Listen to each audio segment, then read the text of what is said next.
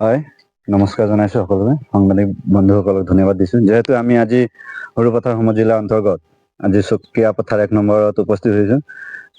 গণকৰে গাঁও পঞ্চায়তৰ অন্তৰ্গত 9 নম্বৰ ৱাৰ্ড 7 নম্বৰ ৱাৰ্ডত যেহেতু আজি এটি দুৰ্ভাগ্যৰ কথা আমি আহি উপস্থিত হৈছো সদৌ অসম আদিবাসী ছাত্ৰ সন্থাৰ তৰফৰ পৰা।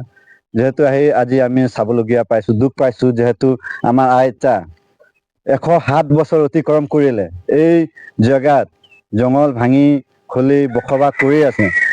আজিলৈকে চৰকাৰী আঁচনি এখনো নেপালে। আজি এটা ঘৰ পাব লাগিছিলে চৰকাৰী, সেইটো নেপালে। আজি অৰুণোদয় আঁচনি পাব লাগিছিলে, সেইটো নেপালে। বৃদ্ধ পেঞ্চন পাব লাগিছিলে, সেইটো নাই পোৱা। এই পৰিয়ালবৰ্গ মানে চৰকাৰী আঁচনি বা চৰকাৰী বস্তু বুলি ক'লে একো নাই। আপোনালোকক ভিজুৱেলত দেখাইছো। সদৌ অসম আদিবাসী ছাত্ৰ সন্থাই দুখ পাইছো, যেহেতু আমাৰ ইয়াত ছুপাৰ পাৱাৰ বিধায়ক আছে বুলি বিশ্বজিৎ ফুকন ডাঙৰীয়া। তেওঁ এইবাৰ বিধায়ক হয় মানে বহুত কেইটা সৰুপথাৰ সমষ্টিত মানে উন্নয়ন কৰিলে বুলি গোটেই চৰ্চা কৰি থাকে, গোটেই ফেলাই থাকে। এই যোৱা কালিও NB নিউজ চেনেলৰ যোগেদি বহুত কেইটা তেওঁলোকৰ সহকৰ্মীসকলে উন্নয়নৰ মুখে বোলে মাত মাতি আছিলে উন্নয়ন হৈছে বুলি।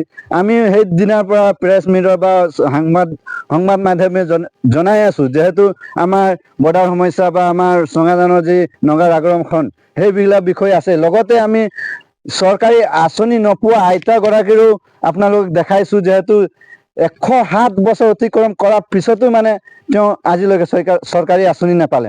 আৰু লগতে আমি গম পালো, কথা পাতিলো, জানিব পালো যে তেওঁৰ ভোটৰ নামো কৰ্তন কৰি দিলে, ভোটাৰ লিষ্টৰ পৰা নামো কৰ্তন কৰি দিলে।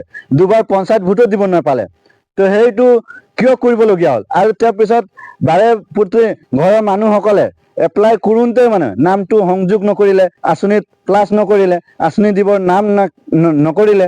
তো আমি এই চৰকাৰক সকীয়াই দিব বিচাৰো, আপোনালোকে উন্নয়ন কৰিব বিচাৰে যদি আপোনালোকে গাঁৱে বগানে গৈ চাওক, এনেধৰণে মানুহ বহুত কেইটা পৰি আছে মানে।